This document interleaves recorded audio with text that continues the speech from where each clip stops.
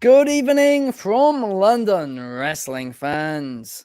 I'm your host, Ben Allison, and you are listening to Wrestling Republic's daily broadcast, your one-stop shop for professional wrestling, insight, news, and reviews on a daily basis. And today is Saturday, and you know what that means. It means it's an all-white day for fighting, according to Elton John, and also Friday Night SmackDown was last night, where The Rock randomly decided to give Elton John a run for his money when it comes to doing a concert.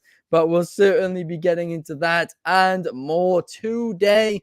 But there's been a little bit of drama behind the scenes here at Wrestling Republic over the past 24 hours because, as you can remember on yesterday's show, towards the end, well, in the last few minutes, essentially, of the episode, me and Clark got a little bit heated discussing, whether or not CM Punk drew in casual fans or if they were hardcore fans when he joined AEW. Things got a bit heated, and I posted a reel to the Instagram, and Clark's not happy about that. We're not talking about that today. We're going to get into it another time, I'm sure. But Clark, how are you feeling about all this and your alleged agenda against you? Just when you thought you had gotten rid of me, I'm back once again. Was gonna be off today. Not so fast, my friends. In the words of the great Lee Corso, I'm back once again for another edition of Wrestling Republic's daily broadcast. I'm stoked to be here, Ben. We will discuss this casuals, formals, hardcore, semi-hardcore, not as hardcore, just became a new fan, only likes to watch in a bounce house debate later when it comes to the fans. Today, we are going to talk about SmackDown and Collision, and I'm stoked about it. I'm fired up. I'm wearing my favorite hoodie. I like the polka dots. I think I look good in them. Let's get into it. It is a nice hoodie. We'll agree on that for sure. But also joining us, we have Geordie. How are you today, Geordie? I'm good, man. I'm good. Nice to be here. Speaking of what we're wearing, I was listening to the daily broadcast yesterday, so I considered wearing a referee shirt to be on here with you two today. But I thought about bringing my whistle. But as long as you guys behave yourself, I'll keep the whistle away. I'll keep the yellow and red cards away, and we can all just have a good show. Speaking of good shows, SmackDown last night, by the way. I think it's been one of the better SmackDowns I've watched in a while, and we're here to discuss it, and I'm very excited. No doubt about it. I agree with you. It was a very entertaining show. Numero one saying totally random statement, but Rock should have worn the cowboy hat for his performance. Oh, that wouldn't have been a bad call. No, yeah. I'm actually almost surprised he didn't. But I mean, there we are. That's a perfect segue. Let's just jump straight. Let's dive head first into the deep end, and let's talk about the Rock's concert last night, because he came out, he's got his Hollywood Rock theme back once again. He feels like a star, he looks like a star, and he still talks and sings like a star. This segment was rated 5 stars by Kobe Galanzowski, and guess what? I completely agree with that. This was exceptional. One of the best WWE segments we've had over the last 12 months, I'd say. And there's a few to contend with it too, but it's up there. Best of the year so far, I'd certainly agree with. But listen, The Rock, he's a star right now, and he's got a real fire under him. The fans, well, they're starting to root for him again as well. And I mean, this is the best version of The Rock. There's no doubt about it. When he's a little bit heelish, but still, he's funny. I mean, listen, it's gold, and it's great to have him back once again. And is he the only reason why wrestling's hot once again, like he's claiming? Of course not. But he is certainly a factor in that. And I mean, I'm just thrilled to be able to talk about him. And I really want to see Rock versus Roman. I really, really do. I know everybody wanted to see Cody versus Reigns, and I understand why. But Rock, Roman, this Rock character versus Roman Reigns, the final boss versus the tribal chief, the head of the table versus the people's champion. That's what I want. And I mean, it would have been amazing to see it at WrestleMania. But hey, how about we do it after WrestleMania? Because like I keep saying, I don't think Cody is going to win. But on the note of Cody winning, I mean, to be completely blunt, I feel like they've just kind of forgotten about the Cody and Roman Reigns storyline, because I'm way more actually interested in seeing Rock versus Cody right now than I am in seeing Cody versus Reigns. Roman Reigns nowhere to be seen, and when he does show up, he's just standing in the ring with The Rock, not really saying anything. They've forgotten about that storyline. What are your thoughts, Clark? I'll say this, there's basically only one person on this earth who can sell out an arena to sit in the middle of the ring for about 10 minutes and read a spoken word pseudo song, and it's still considered outstanding, and that's The Rock. Yeah. He rocked the house last night, there's no doubt about it. In one of the simplest and funniest concept or segments conceptually that you could possibly book in WWE, and it was pure gold. In all of wrestling, not just WWE, but it was pure gold in every way. Like you said, though, I'm excited for Rock Cody. Not Reigns Cody. I They don't built the know. wrong match. Like, maybe we gotta have Roman bring out the rubber chicken and hand it to Cody at some point to Oh, no. ignite the rivalry, remind him about what happened last year in some way, remind all of us. Another thing that I realized last night is for the first time maybe in history, for 2 nights in April, we'll be able to have the debate who's the most famous Rocky in Philadelphia. And I'm just saying that is going to be electric, just as last night's segment was. This is The Rock's a genius. The Rock is an absolute genius. But like you said, Roman should be there. We need Roman. We need Roman to help build this Cody storyline. We need Cody to help build the Roman and Cody part of it. Because at the end of the day, Cody can't finish the story in a tag match. He can't. That's true. The end of the final chapter of the story is not a tag team match. It's that singles match. And that's why, just like you, I don't think that this is the final chapter. Because I think there's a few more left to go. But that's where I'm at least on it right now.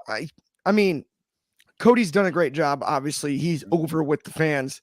We're not going to get into which fans he's over with and which fans The Rock's over with. Casual. That's later. That's going to be later in the week.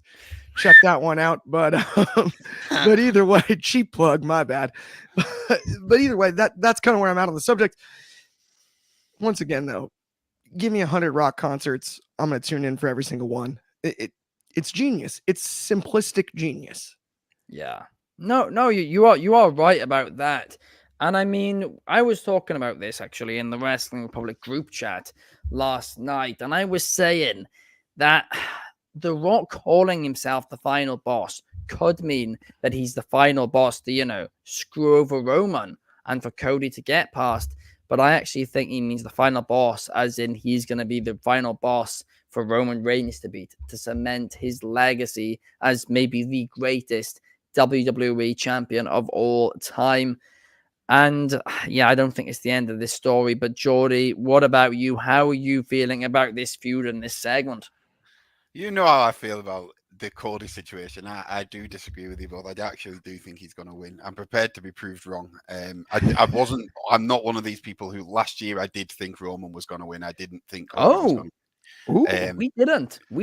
Yeah, till it flipped, then we did. Yeah, I'll quickly. Last year, I just felt like, and I know he went through the injury and he had all that, but I just felt like coming back at the Rumble, number 30, and then just going straight on to beat Roman, it just didn't make sense to me. I couldn't see that happening. So that's why I didn't think that. But this year, like you said, Ben, with the tribal chief versus the final boss, now that match still holds a lot of leverage without a WWE belt. And they're two monikers that exist without a WWE belt. If Roman loses this belt, he's still going to be the tribal chief, unless The Rock tries to challenge him for that in the same way that Jay did.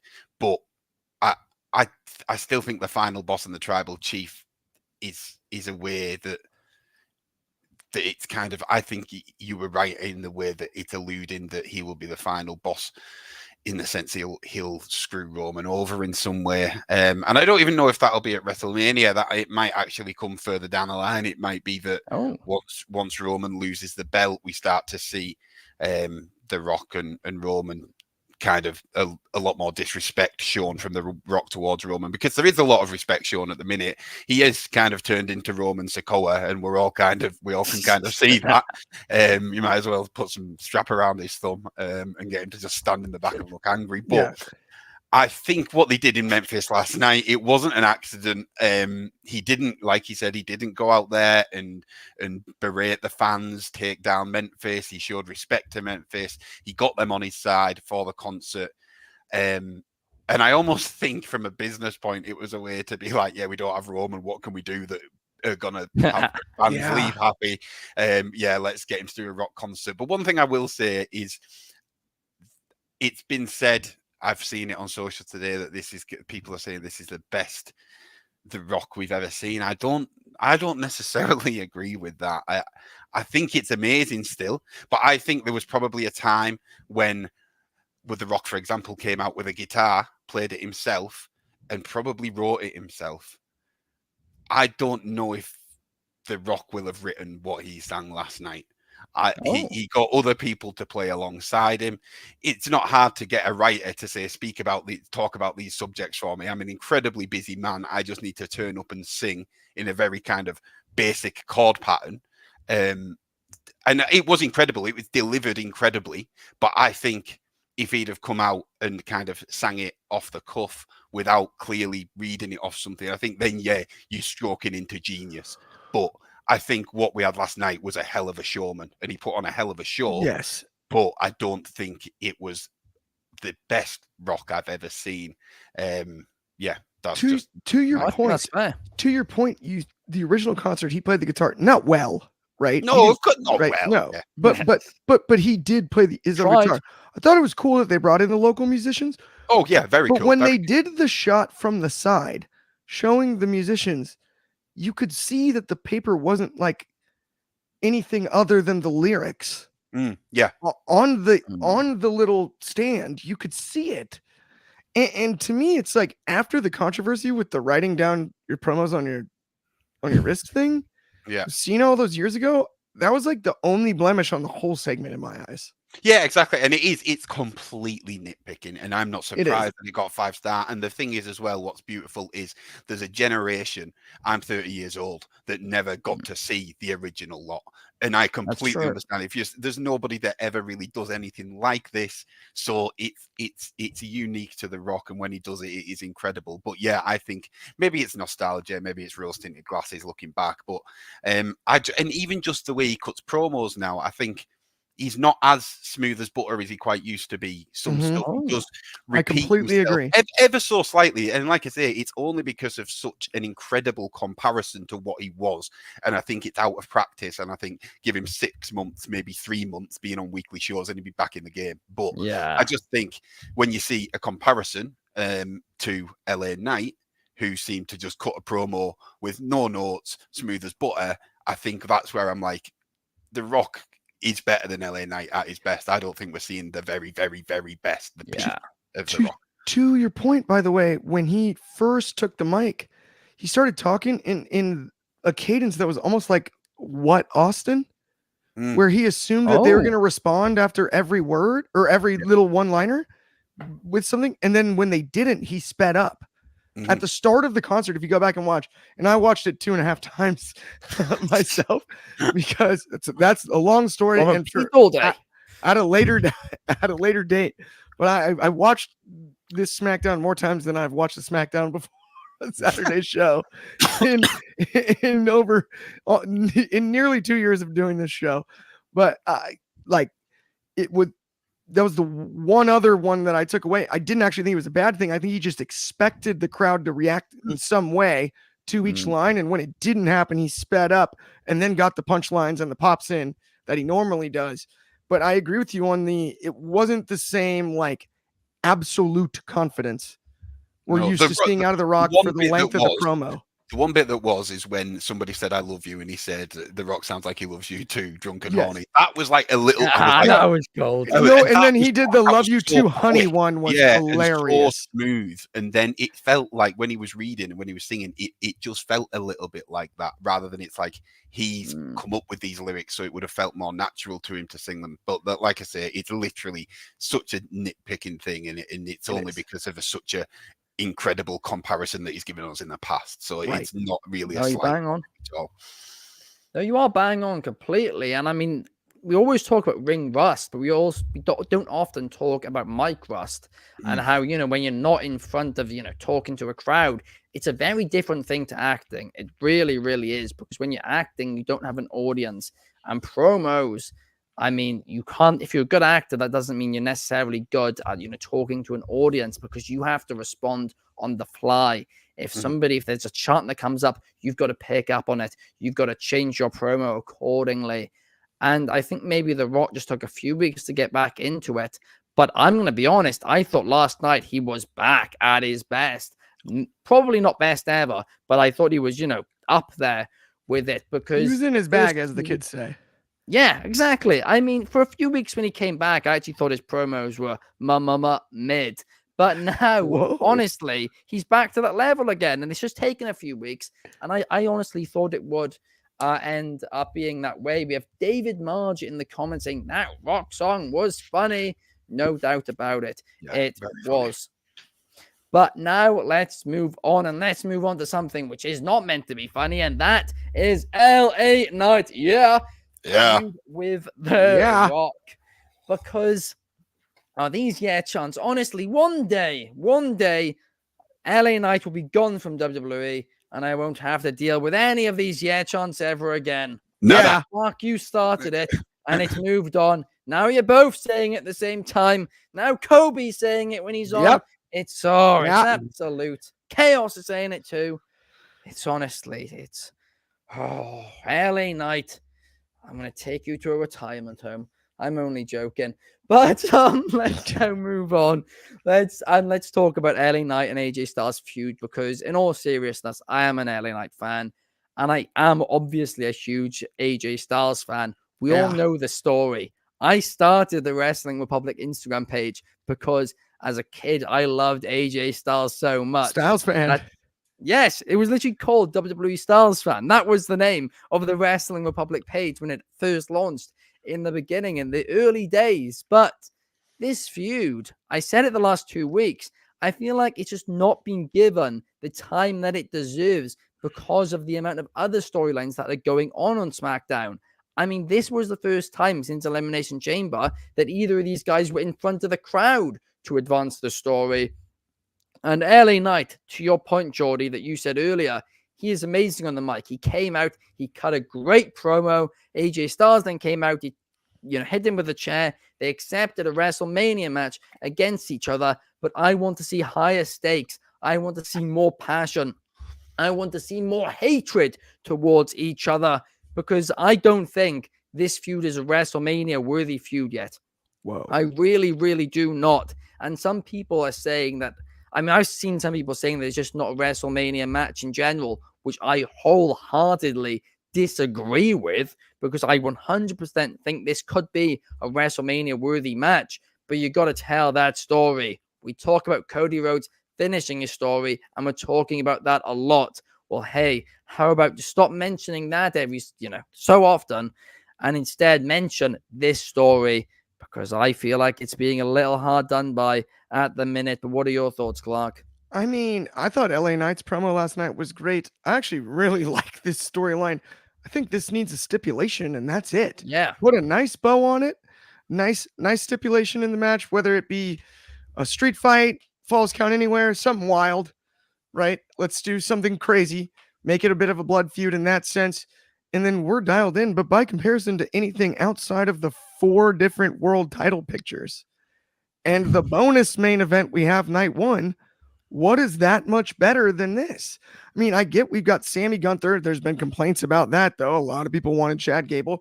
Not a huge deal. I don't mind that. I'm not saying that it's bad, but right, we've got Logan Paul and a triple threat with Orton and Kevin Owens. That's great too. But LA Knight, AJ Styles is as good as anything heading into this weekend. Or not this weekend, I'm sorry, this Mania weekend. Yeah. And it just, I'm all for it. Knight's been great on the mic. Styles seems more vicious right now. Put a stipulation on this and steal the show. Steal the show. Why not? Absolutely. It has that written all over it and could easily happen no matter which night they're on. I hope you're right, because these two guys on paper, I think, could put on a banger of a bout, as I like to say, and they have that ability. We know Stars is a heel. He's so good. LA Knight is so over. He didn't have a WrestleMania opportunity last year. He's got one this year, and I think these two are going to really deliver. But to your point, a stipulation. Add one in. It's easy. Throw something on top. Little cherry, a little bow. I was literally not even joking, Clark. I was about to say that. I was literally about to say add a cherry on the cake.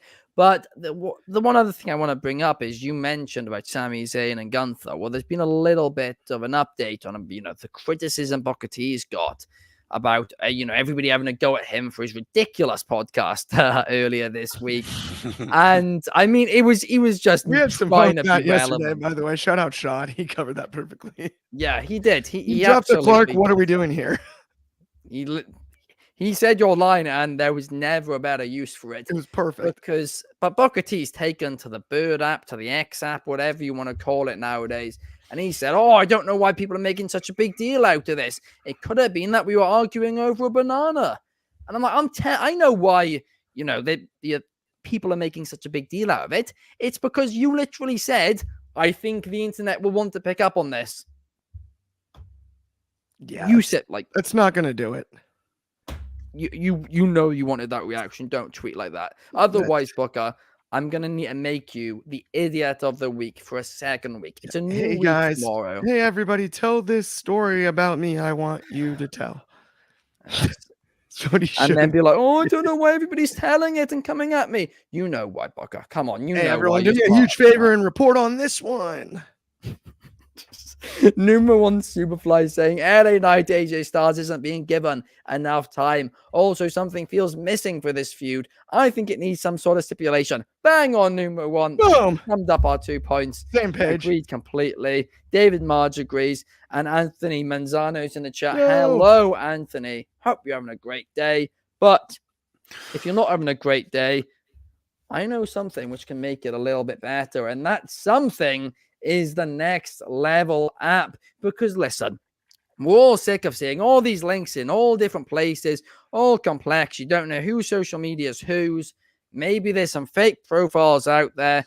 We haven't gotten to that stage yet where people are making fakes of us, but I'm certain at some point that'll probably be happening. Some people are trying to be putting Wrestling Republic with 2 G's in the middle or something, trying to throw you off.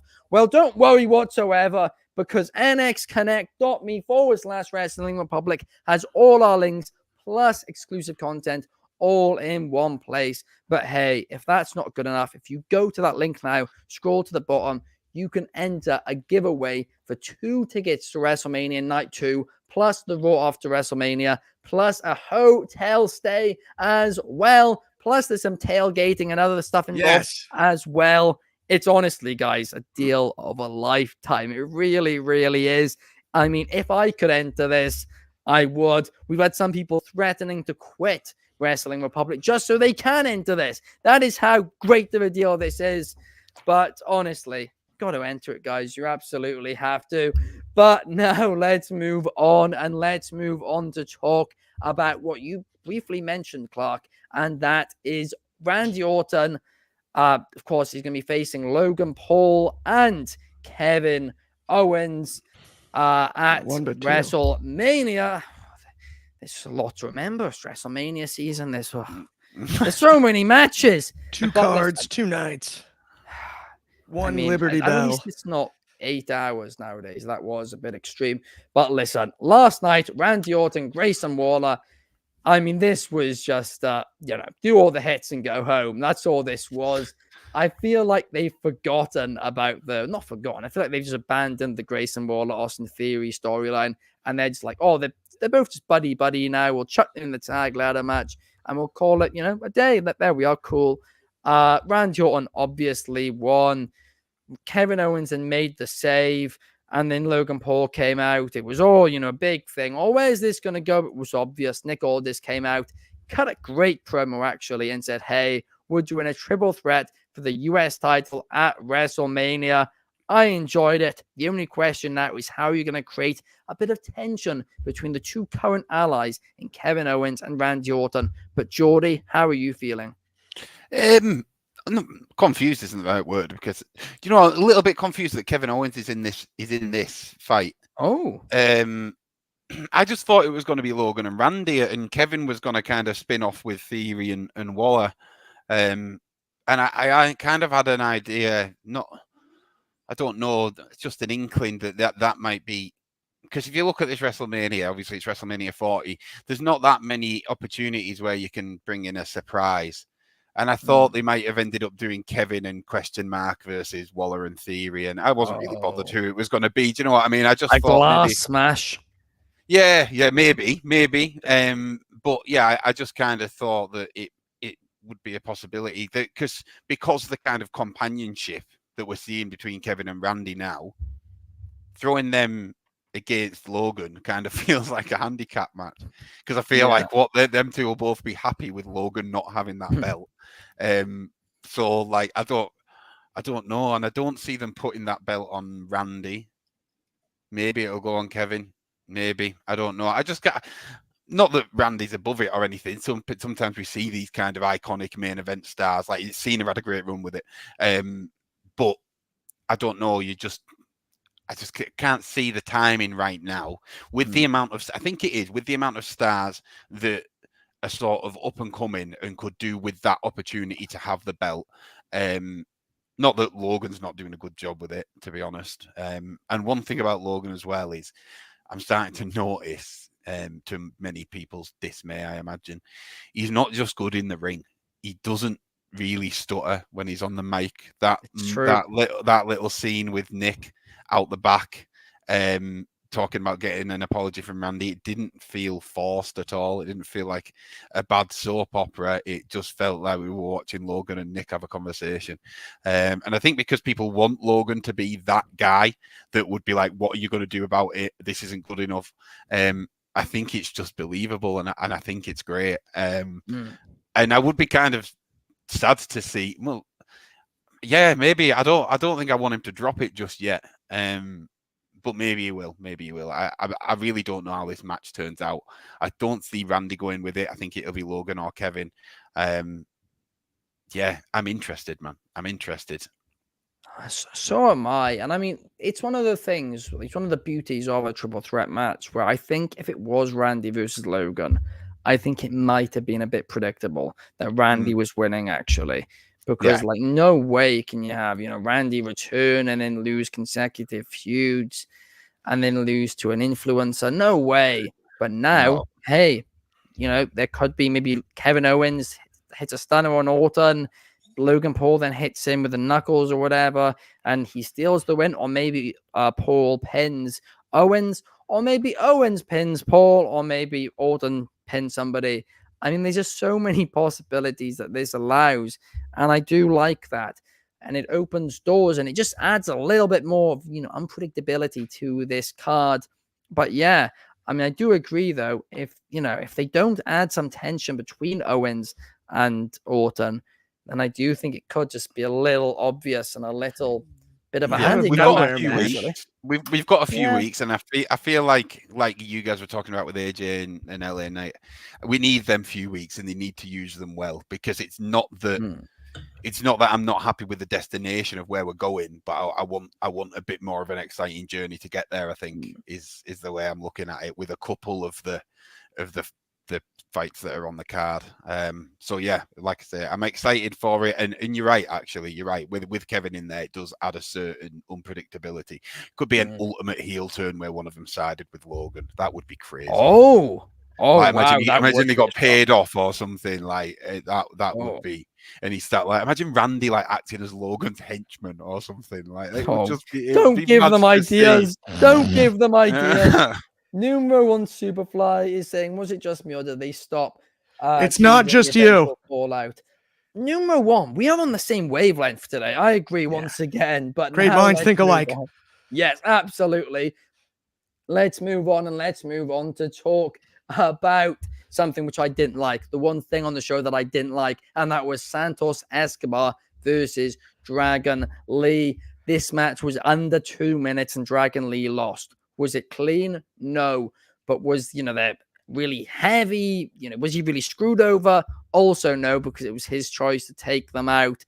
I didn't like this whatsoever. I think you should have done a DQ finish in this match and then had Ray make the save. Dragon Lee didn't need to lose in 2 minutes to Santos Escobar. He didn't. He's meant to be the future. You're meant to be building this guy up, right? He's meant to be the next generation of Lucha Libre, and you made him lose in 2 minutes. Does it kill him? Absolutely not. I'm not going to exaggerate anything here, but I didn't like it. I didn't like it at all. What were your thoughts, Clark? This was so non-negotiably the worst segment of the night. Yeah. Not even close. I was laughing when I saw the topics pre-show. I was like, I thought it would be the tag match. I thought the tag match was actually pretty solid. Same storyline, same two groups. The tag match was actually pretty well wrestled. And then they did this. I was bored. That was even for 2 minutes. It was out. It's not short amount of time to get bored in, and that says something. Not good, man. Like it was. Yeah, I don't have much to say about this that's any good. I would say we dust ourselves off and hope for a better effort out there next time. At the guys on the back. Better luck next time. The rivalry's obviously got to happen, but like 2 minutes, it's Dragon Lee Santos. They the weirdest to me is in the beginning of the show, they like plugged it like this is going to be a big match. And then it was like, oh no, we ran out of time. Or that's what it felt like. It was like, oh, my bad. Like maybe next time, guys.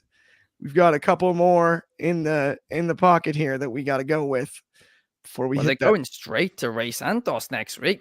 I mean, through WrestleMania. Let's jump all the way meant there. Just matches on last night's card. Because why would you book Santos Escobar and Dragon Lee and then be like, I don't guys, know. just go out there and have a 2 minute match? Why? Like, what was the? I want answers. I don't even really want answers. I want to pretend like it didn't happen and then just like hope that it gets fixed down the road. Like just put a Band-Aid on it somewhere. Stop the bleeding. Dragon Lee to have like a classic in the next few weeks. There's so much good stuff. Santos needs to have a classic. You're looking at two like the best bell-to-bell guys, and we put them in a spot you would put like Goldberg. It makes no sense. Like we're looking at, they could put on a sublime lucha bell-to-bell match given 15 minutes, 10 minutes. Pacing wise, nobody can go as fast as those two on the roster hardly. What are we doing here, Ben? I knew that was coming. Here? I don't know what we're doing. What are we doing here? I don't know. I don't understand it. What, where, who, why, when, all those 3 W's and the H or whatever it is they used to say back in primary school. But now let's move on to talk about something I'm not happy about. I'm not happy at all, Jordy, and I'll tell you why I'm not happy. Because my boys, the Yes Boys, Pretty Deadly, are not going to be on the WrestleMania card, and I'm not happy about that. But hey, just to make matters worse, who replaces him? The scum of the earth, the person who stole the name Republic from me, their new catch Redacted. We're not even calling it by its own name anymore. He's decided to steal that to make things worse. He's a Tottenham fan, which means that he's not actually going to win anything. So he's just entering this ladder match for the lols. I mean, I'm fuming. The Yes Boys have worked hard so well all year. Elton Prince came back from a life-threatening injury where he got told he might never walk again after injuring his shoulder.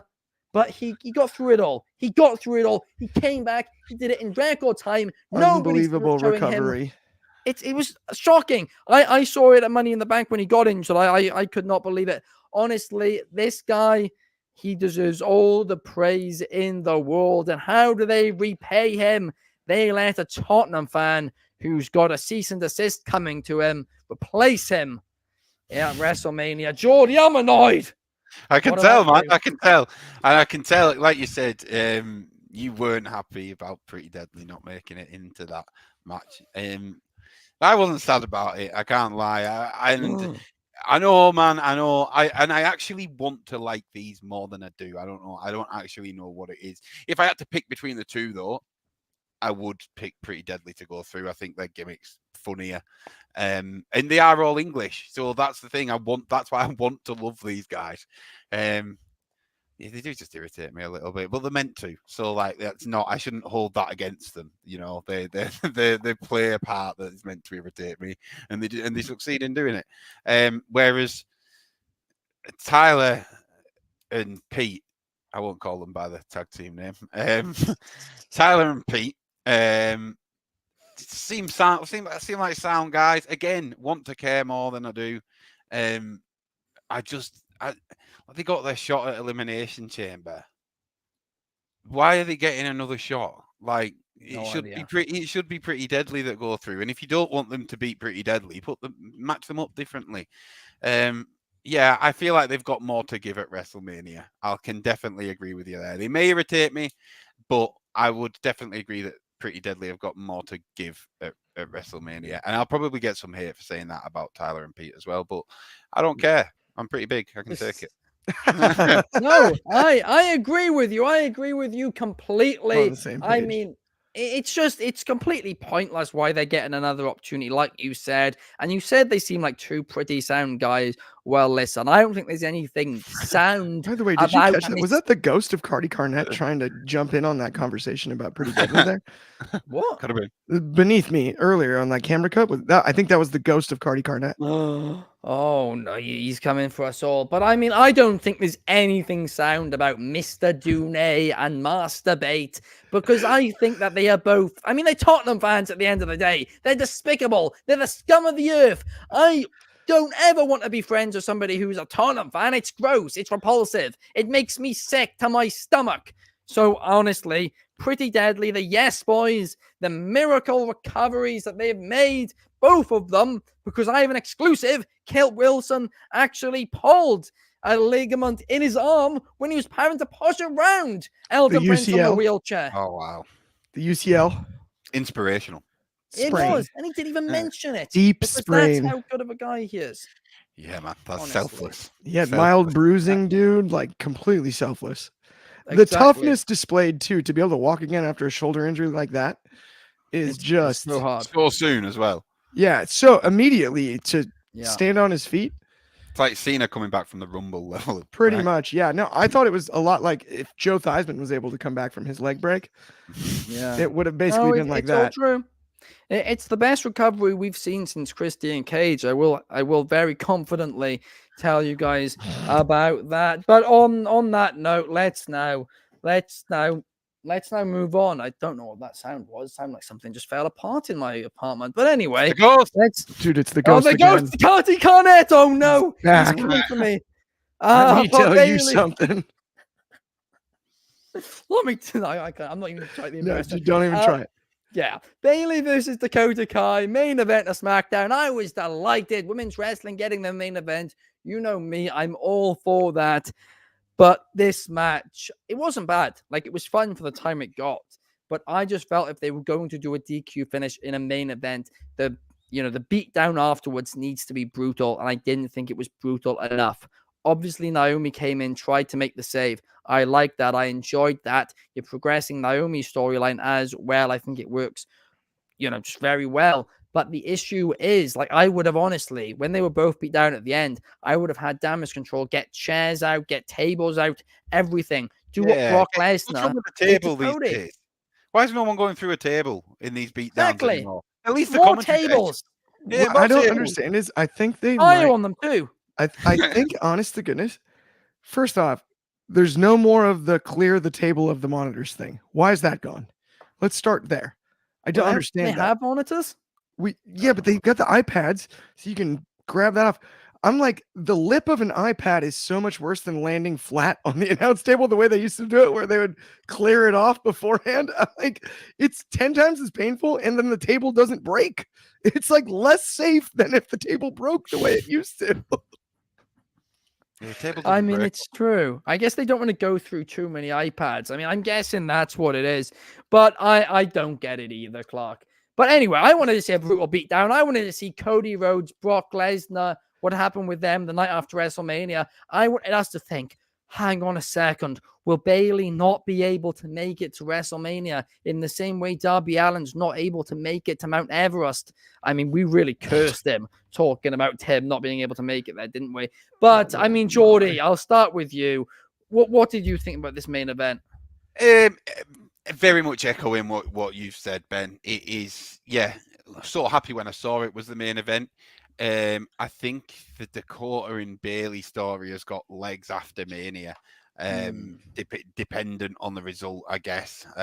But I just feel like it does. I feel like they've got the potential to take something there. I really think Dakota has come into her own as kind of being the spokesperson for Damage Control. I think she's been great. And yeah, like you say, it could have ended. It needed to end more brutal.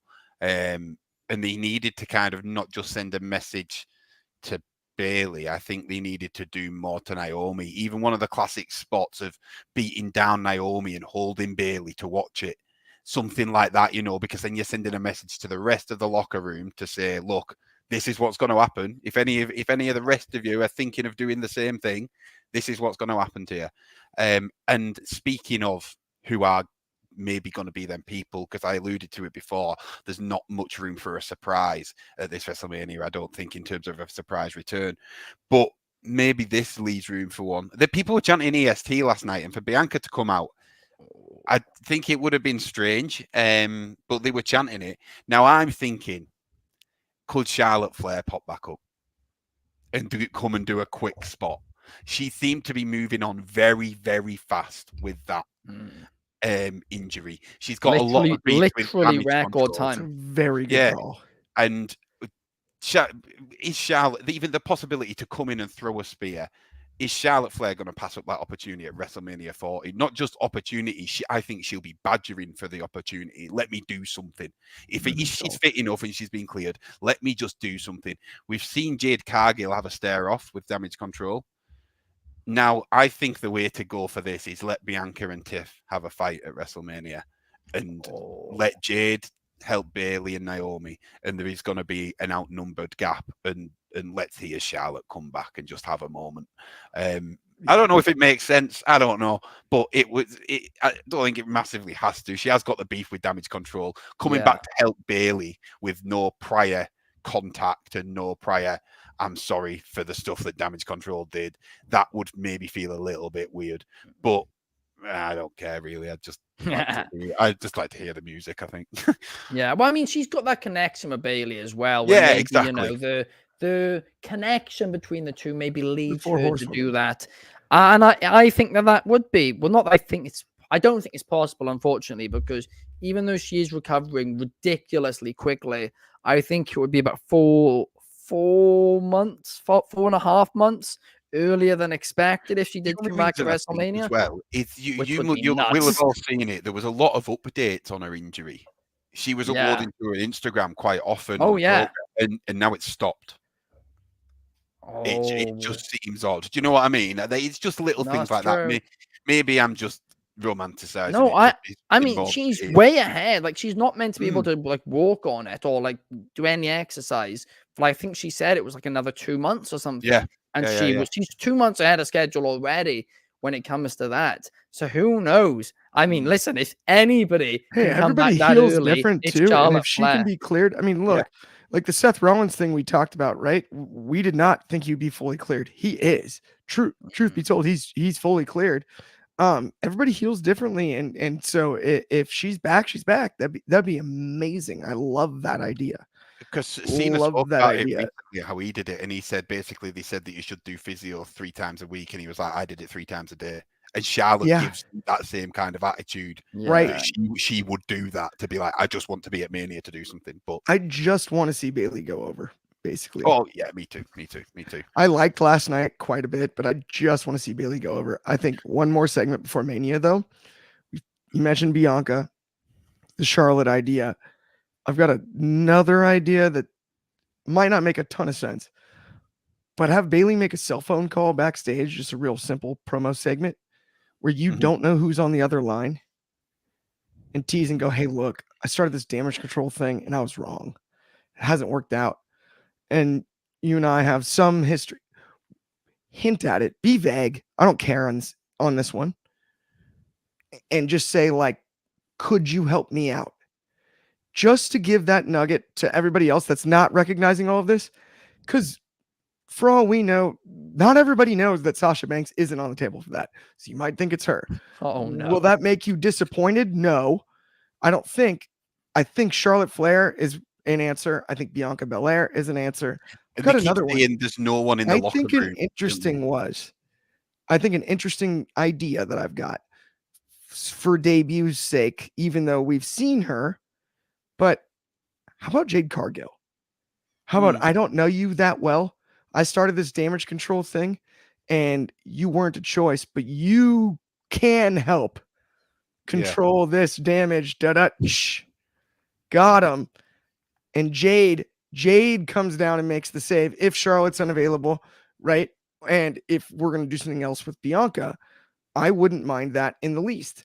Then you also have an easy route to Jade turning on Bayley as a great rivalry. Those two on the mic against each other. Oh, yeah. I mean, come on. That would be filthy. Outstanding. I mean, I'm going to be honest, Clark. The way you just said about them phoning up and everything, what Bayley said on the phone there, well, you said on the phone on behalf of Bayley, right? That it would make so much sense for that to be AJ Lee, actually. If she came back, that would be nuts as well. There you go. There you go. Yeah. So people are going, is it AJ Lee? Is it Charlotte? And that is you start going, I don't know. It's perfect. Yeah, I just feel like that phone call is perfect. Build the anticipation. I love that idea. That was a really good little spitball there between the three of us. I like that. Absolutely. David Mard saying maybe a Mandy Rose return there. That would certainly be interesting. But on that note, guys, that's the end of the show. It's been a super, super fun one. I've enjoyed it a lot. Thank you to everybody who's commented. Thank you everybody who's watched. If you're on Spotify, please leave us a cheeky 5 stars. YouTube, subscribe on all the platforms. Just support us. We're here every day. We'll be back the same time tomorrow. Thank you to Geordie. Thank you to Clark for joining me here today. And we will see you tomorrow. Pa.